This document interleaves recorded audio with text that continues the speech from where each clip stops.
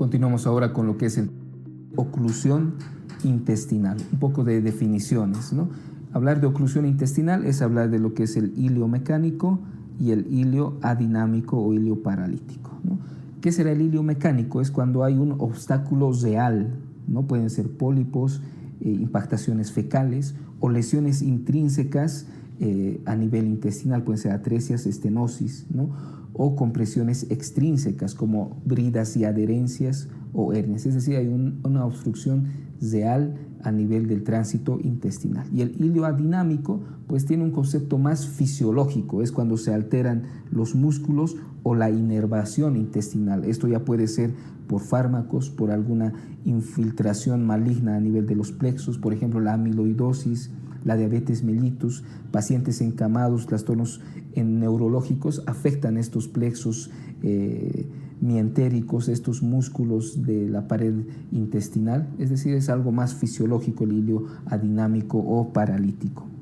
Dentro de este concepto también está lo que es la pseudoobstrucción, ¿no? que puede afectar tanto a intestino delgado o intestino grueso, esta pseudoobstrucción, pero es más frecuente en el intestino delgado, ¿no? Y hablando de pseudoobstrucciones, puede haber una pseudoobstrucción a nivel de intestino grueso, una pseudoobstrucción colónica crónica, pero también una pseudoobstrucción colónica aguda, y esta es llamada el síndrome de Ogilvie. Este síndrome de Ogilvie es importante tener algunos datos relacionados con el estudio que están haciendo. Este síndrome de Ogilvie, como están viendo, va a ser una obstrucción intestinal, más que todo a nivel del colon, que se da especialmente en pacientes hospitalizados, que estén recibiendo fármacos narcóticos, que estén mucho tiempo encamados y que tengan una afección concurrente. Por ejemplo, hospitalizados por un accidente vasculocerebral, hospitalizados después de una cirugía mayor muy importante o compleja, hospitalizados, por ejemplo, sometidos a gran estrés como grandes quemados, etcétera. Es decir, hospitalizados por una patología grave, ¿no? Recordemos especialmente los accidentes vasculocerebrales. Entonces, estos pacientes, en su transcurso de hospitalización, empiezan por un cuadro oclusivo intestinal, distensión abdominal, dolor, etcétera. Se les saca una radiografía, ¿no? Y se le va a poder observar, como ustedes ven, una gran dilatación de las asas intestinales, ¿no? Podemos pensar puede ser algo mecánico o paralítico, pero lo que llama la atención es esto, una gran dilatación especialmente del ciego, ¿no? Que ya nos indica que puede ser un síndrome de Ogilvie, que está dentro de lo que es un hilio paralítico. Lo más importante es que el ciego está tan dilatado, mayor a 12 centímetros, que tiene mucho riesgo de perforación. El tratamiento de este síndrome de Ogilvie está a base de enemas procinéticos, neostigmina, que también se puede colocar en enema, y la colonoscopia descompresiva. Esto ayuda mucho y de no ser efectiva se puede realizar la cirugía, ¿no? Entonces, ese es el síndrome de Ogilvie. Entonces, si les presentan algún caso clínico donde el paciente ha tenido un antecedente de una patología grave, ¿no? Y ha quedado mucho tiempo hospitalizado y presenta una oclusión intestinal, le han sacado una radiografía con un ciego dilatado, podemos pensar en síndrome de Ogilvie. Etiología, vamos a ver la etiología de la oclusión intestinal de acuerdo a edad. En recién nacidos, hilio mequional. En los lactantes, la intususcepción, ¿no?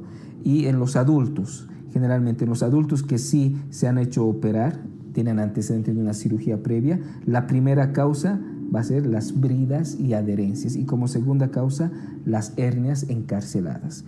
En pacientes que no tienen antecedente de cirugía, tenemos en primer lugar las hernias encarceladas y en los pacientes gastrectomizados de igual manera, las bridas y en segundo lugar los bezoares gástricos.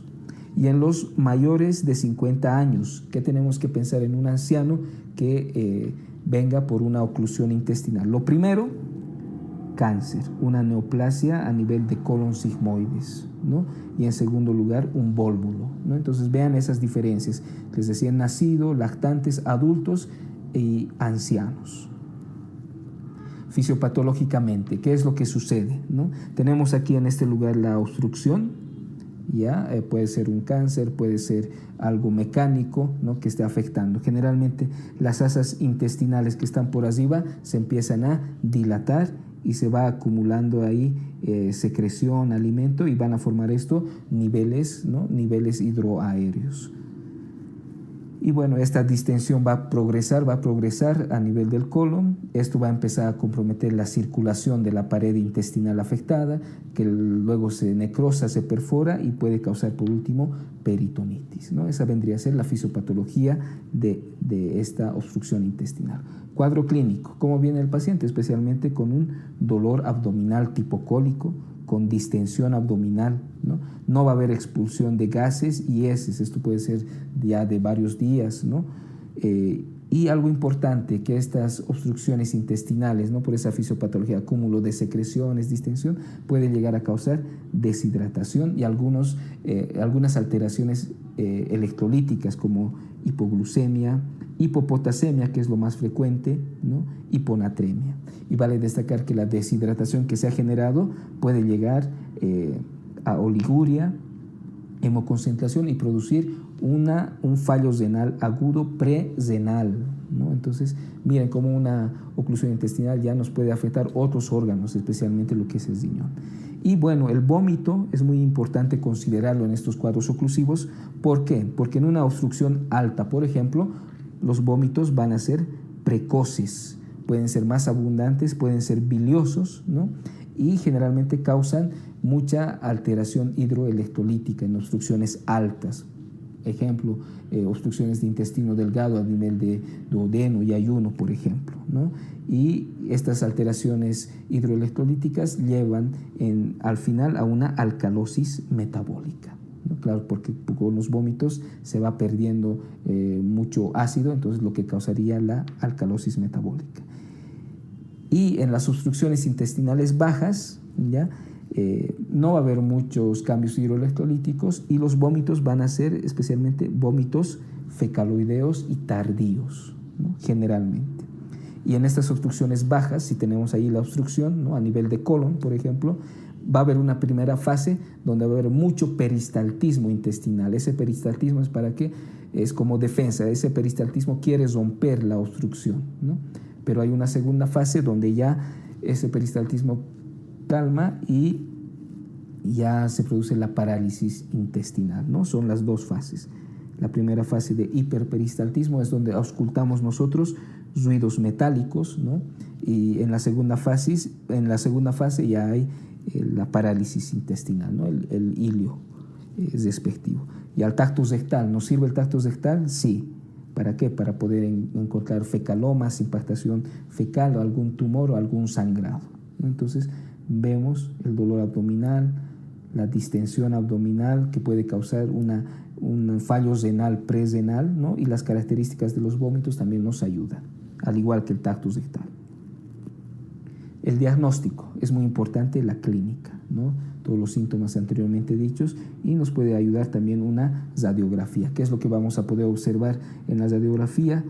Una imagen en pila de monedas, especialmente cuando está comprometido el intestino delgado, los niveles hidroaéreos y ausencia de gas distal, ¿no? Esto es lo que se ve en una obstrucción de intestino delgado. Como podemos observar aquí, estos son los niveles hidroaéreos.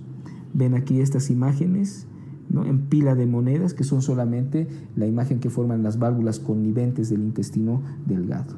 A nivel laboratorial, las alteraciones hidroelectrolíticas que les mencionaba, especialmente la hipopotasemia y la alcalosis metabólica, la leucocitosis y la hemoconcentración. Se puede utilizar también una sigmoidoscopia para el diagnóstico, ¿no? Especialmente en casos de obstrucción rectal y de colon distal. Pero vale destacar que una sigmoidoscopia también sirve como tratamiento inicial de los vólvulos. Bueno, empezamos con lo que es el tratamiento. Generalmente iniciamos con un tratamiento médico, ¿no? ¿En qué consiste? En reponer líquidos electrolíticos, colocar una sonda nasogástrica para descomprimir, ¿no? Porque hay mucha distensión, ¿no? Para ayudar a eliminar estos gases, ¿no? Y la mayoría de las suboclusiones intestinales responde bien a este tratamiento médico en unas 24 horas, la gran mayoría. Y entonces, ¿en quiénes indicamos tratamiento quirúrgico? En obstrucciones completas, que cursen además con fiebre, taquicardia y signos de peritonismo. Entonces, vean cómo una simple taquicardia asociada a un cuadro clínico de obstrucción intestinal, ¿no?, ya nos puede ser indicativo de que es algo grave y que necesite cirugía, ¿no? ¿Y en qué va a consistir la cirugía? En lisar esas bridas y adherencias, en diseccionar el intestino desvitalizado, las áreas necróticas, ¿no? Y lo que mencionábamos anteriormente. Si dibujamos aquí el colon, por ejemplo, los tumores en el colon derecho y en el colon izquierdo, ¿no? ¿Qué diferencia hay? En el lado derecho va a haber poca inflamación, la anastomosis generalmente es primaria, mientras que en el colon izquierdo, al haber más impactaciones, mayor inflamación, al haber mayor contenido fecaloideo, con la flora intestinal más abundante, generalmente se hace una reconstrucción en un segundo tiempo, ¿no?, con la creación de una colostomía. Y generalmente ese segundo tiempo es a los 3 meses, ¿no?, por esa diferencia entre colon derecho y colon izquierdo. Bueno, ¿y qué diferencias obstructivas anatómicas tenemos? ¿Qué será una obstrucción en asa cesada? Si tenemos aquí el intestino afecto, una parte aferente y una parte eferente. Obstrucción en la parte aferente más obstrucción en la parte eferente, pues queda un asa intestinal cesada, a eso se refiere. La estrangulación cuando ya se compromete la circulación vascular de ese segmento intestinal. Bueno, y la obstrucción del colon, es decir, del intestino grueso, no es tan llamativa, ¿no? No es tan llamativa, a excepto del vólvulo. El vólvulo sí causa una gran distensión abdominal, mucho dolor y puede poner en riesgo la vida del paciente. Tenemos un cuadro donde vemos las diferencias entre la obstrucción de intestino delgado e intestino grueso. Entonces la vamos comparando rápidamente. La causa más común de obstrucción del intestino delgado son las bridas y adherencias. Esto en pacientes operados. Y en pacientes no operados, las hernias, ¿no? Y en el intestino grueso, la causa principal de su obstrucción son los tumores colosrectales. La frecuencia, la obstrucción del intestino delgado es más frecuente que la del grueso. En las radiografías se va a evidenciar falta de aire a nivel del colon, puede haber aire en el recto, pero en el intestino grueso hay aire en el colon, pero no hay aire en el recto. ¿Qué lugar se perfora especialmente en la obstrucción del intestino delgado? El asa intestinal que esté atrapada, mientras que en el intestino grueso se perfora sobre todo el ciego. El tratamiento en las obstrucciones de intestino delgado generalmente es conservador, con buenas respuestas, y en las de intestino grueso puede ser quirúrgico. Bueno, entonces hemos hecho un resumen rápido de lo que es la obstrucción intestinal y espero les sirva para su estudio. Y vamos a pasar ahora a lo que es un tema denominado el megacolon chagásico, ¿no? El colon chagásico es un dólico megacolon. Dólico significa que está alargado y megacolon, mega, grande. Es un colon alargado y muy dilatado. Y generalmente es de origen adquirido, ¿no?, por infección. Infección porque parásito el Trypanosoma cruzi, ¿no?, que causa la enfermedad de Chagas o también denominada tripanosomiasis americana, ¿no? Vemos aquí este dólico megacolon, ¿no?, y aquí está el Trypanosoma cruzi y el vector respectivo que produce esta enfermedad. La patogenia, lo importante es que aquí se van destruyendo estas células que ven aquí, que son las células del plexo mientérico, es decir, hay una denervación de estas células, lo que va a producir la clínica. Pero este megacolon, este Chagas, tiene 2 fases, una fase aguda y una fase crónica, ¿no? La fase aguda en relación con la primera infección, el signo de Zomaña, ¿no? Esto puede pasar varios años y presentarse la fase crónica. En esta fase crónica es donde se afecta corazón, esófago y colon, ¿no? Es decir, varios años después se va a presentar este megacolon chagásico, generalmente con dolor abdominal y sobre todo estreñimiento crónico y formación de fecalomas. Puede haber distensión, se puede palpar masa en abdomen, incluso hay un frote audible a la auscultación. Esto sucede en casos de que se ha formado fecaloma, ¿no? Auscultamos y al separar el fonendoscopio, pues también la pared abdominal se separa del fecaloma, entonces eso se ausculta como un frote audible. Si esto va avanzando puede causar obstrucción, vólvulo, septicemia incluso porque causa riesgo, ¿no?, de perforación y la muerte del paciente. El diagnóstico es clínico, se puede ayudar con laboratorio y radiografías simples de abdomen, ¿no? El tratamiento es quirúrgico. En jóvenes se utiliza la operación de Duhamel. Si vemos la imagen, es un corte sagital. Entonces, este es el recto y este es el colon que se va a anastomosar.